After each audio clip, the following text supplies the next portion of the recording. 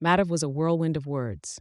He was bright, hardworking, and full of ambitious dreams that soared higher than the tallest kite. His family beamed with pride, and his teachers often praised his intelligence. But Madhav had a habit that tripped him up more often than not. He talked a lot. He talked about his studies, his ambitions, even his personal goals. He announced every plan, every new idea, every tiny step forward. If he learned a new word, he'd share it with everyone he met. If he solved a tricky math problem, he'd explain it step by step to anyone within earshot. Madhav believed that sharing his plans would somehow magically motivate him. He loved the attention and praise his pronouncements brought. But despite all the big talk, success remained frustratingly elusive. His projects often stalled, his goals felt distant, and his dreams seemed to float away like dandelion seeds in the wind. One day, feeling discouraged, Madhav wandered to the edge of town. There, in the last little house, nestled beside the whispering willows, lived a wise old man, a retired scientist named Professor Sharma. Professor Sharma had a reputation for quiet wisdom, a stark contrast to Madhav's boisterous nature. Hesitantly, Madhav knocked on the door.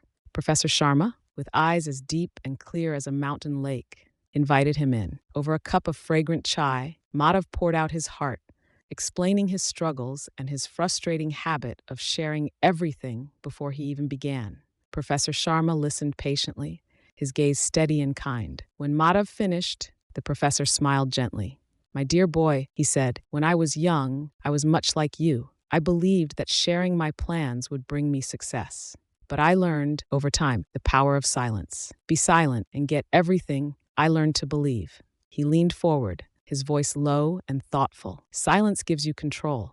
In silence, you gain the ability to listen more deeply. Silence makes you a better listener, allowing you to understand others' perspectives and learn from their experiences."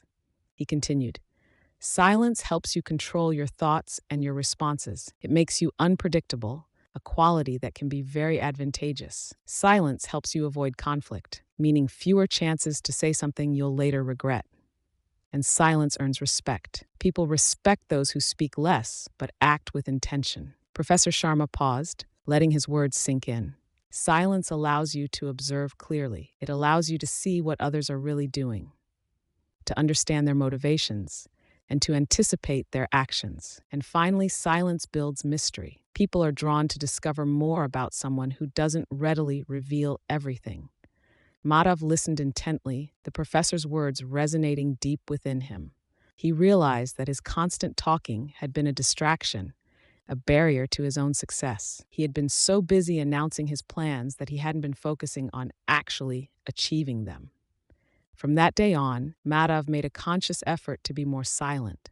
He didn't stop dreaming big, but he stopped announcing every detail. He listened more, observed more, and thought more before he spoke. He focused his energy on action, not words. Slowly but surely, things began to change. His projects progressed smoothly, his goals became clearer, and his dreams started to take flight. He learned to harness the power of quiet contemplation, allowing his ideas to mature before sharing them. One day, years later, Madhav stood proudly before a large gathering of people. He had become a successful businessman, a respected leader, and a testament to the power of silence. The same people who had once witnessed his boisterous pronouncements now looked on in astonishment. They had seen the transformation, the quiet strength that had led him to achieve his dreams. Madhav, the once talkative young man, had learned the secret of silence, and in doing so, he had truly gotten everything.